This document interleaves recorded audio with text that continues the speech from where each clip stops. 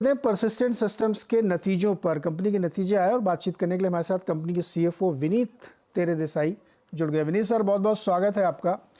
Number prime side देख के अच्छे लग रहे हैं। उसमें अप्रैल जून क्वार्टर में जो है इंडस्ट्री जो एक्सपेक्ट रही थी लगभग वैसे ही आए हुए हैं और 200 से 300 बेसिस पॉइंट का इसमें मार्जिन ग्रोथ देखने को मिला। क्या चीज़ वर्क कर रही थी आपके लिए? तो सबसे पहले मुझे आपके शो पे इनवाइट करने के लिए धन्यवाद।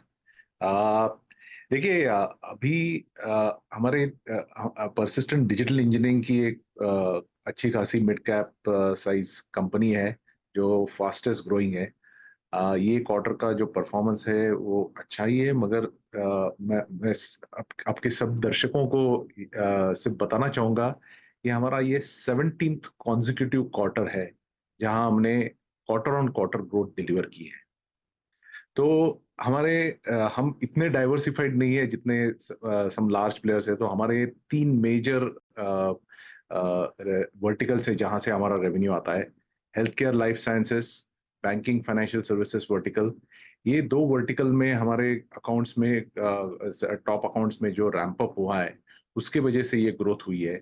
ये ग्रोथ सिर्फ ये क्वार्टर की नहीं, आगे कई क्वार्टर का ऑर्डर बुक जो है वो भी काफी अच्छा है। उसके हिसाब से अगर देखेंगे तो हमें लगता है कि ये ग्रोथ मोमेंटम तो कंटिन्यू रहना चाहिए।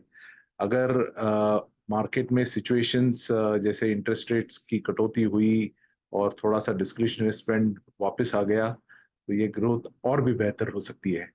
मैं इतना ही अभी कह सकता हूँ।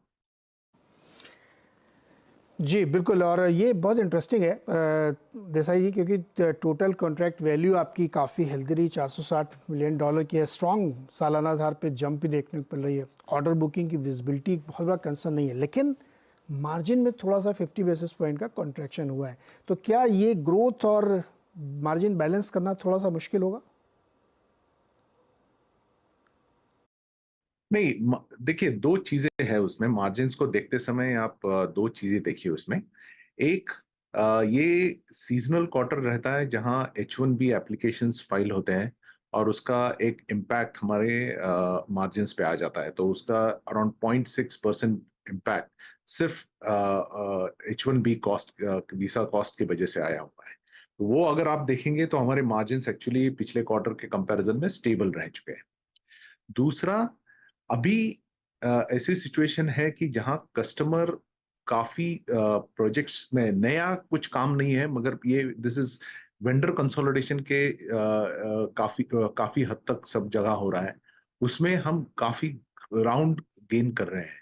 तो हमको एक चैलेंजर की तरफ से देखा जाता है कि जहां इनकम्बेंसी है, जहां लार्ज प्लेयर्स ऑलरेडी एग्जिस्टिंग है, परसिस्टेंट जैसा कंपनी अपने एग्जीक्यूशन और यूनिकनेस की वजह से जो जानी जाती है, वहां परसिस्टेंट आके एक चैलेंजर के रूप में नया बिजनेस ले रहा है। तो ये जब नया बिजनेस कभी कभी आता है तो उसमें क्या होता है कि आपको ऑन साइट में थोड़ा सा रैंप अप हो जाता है, तो उसकी वजह से सब कॉन्ट्रैक्टर्स जो हमारे कॉस्ट वो भी बढ़ा हुआ है क्वार्टर में। तो उसकी कॉस्ट एक टेम्पररी फेज के लिए बढ़ जाती है।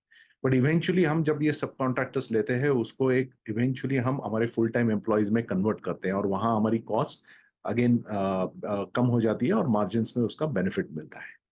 तो ये दो चीजें देख के आपको हमारे मार्जिन को देखना चाहिए। वीसा कॉस्ट जिसके वजह से 0.6% का इम्पैक्ट हुआ है, वो अगर आप निकाल देंगे तो हमारे मार्जिन स्टेबल है। और अभी हमारे लिए ग्रोथ कैप्चर करना, मार्केट कैप्चर करना ज्यादा इंपॉर्टेंट है। तो हम उसका बैलेंसिंग कर रहे हैं अभी। ओके विनीत जी, हम लोग ये देख रहे हैं कि यूएस में अब रेट कट का इंतज़ार हो रहा है। बहुत होप बिल्ट हो गई है कि शायद सितंबर में पहला कट आ ही जाएगा, लेकिन अभी भी बड़ी बड़ी जो इकॉनमीज है यूएस या यूरोप की, उसमें थोड़ा तो कंसर्न्स है ही हैं। आपकी डिस्क्रिशनरी स्पेंडिंग क्या इसी बात पर डिपेंड है कि रेट कट होगा तो शुरू होगी, या और सप्लाई साइड के इश्यूज हैं? ऐसे में डिमांड इन्वायरमेंट आपको किस तरह से बनता हुआ यहाँ से दिखता है? चूँकि अब सेकेंड हाफ में हम लोग एंटर कर रहे हैं, तो कैसी तस्वीर बनती दिख रही है? नहीं, सी, अभी अभी की सिचुएशन ऐसी है कि लोगों ने, हमारे कस्टमर से जब भी बात करते हैं, मैंने जैसे कहा कि ज्यादा फोकस कॉस्ट ऑप्टिमाइजेशन पे है। तो उसके वजह से जो काम अभी कहीं से हो रहा है 10 वेंडर्स में हो रहा है, उसमें से 2-3 वेंडर को वो कंसोलिडेट करके वो काम दे रहे हैं, उसके वजह से वो एक सॉर्ट ऑफ पोर्टफोलियो हमारे पास आ रहा है।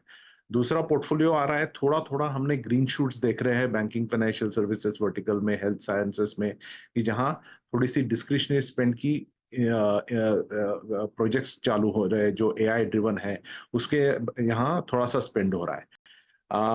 अभी हालात कस्टमर्स तो ऐसे मान रहे हैं कि जो सिचुएशन करंटली है वो प्रोबेबली वर्स इससे सिचुएशन बुरी नहीं होनी चाहिए।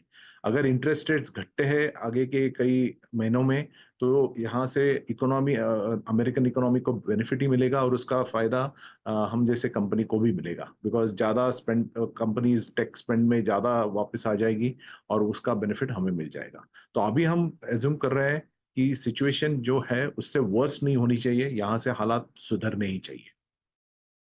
ओके विनीत सर, बहुत बहुत धन्यवाद आपका ये सब हमारे साथ शेयर करने के लिए, और होप रखते हैं कि सेकंड हाफ और बेहतर यहाँ के लोग। बहुत बहुत शुक्रिया सर, हमारे साथ।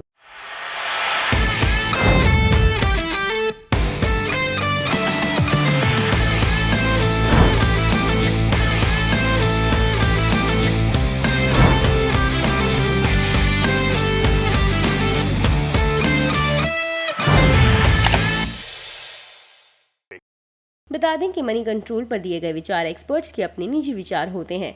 वेबसाइट या मैनेजमेंट इसके लिए उत्तरदायी नहीं है। यूजर्स को मनी कंट्रोल की सलाह है कि कोई भी निवेश निर्णय लेने से पहले सर्टिफाइड एक्सपर्ट की सलाह लें।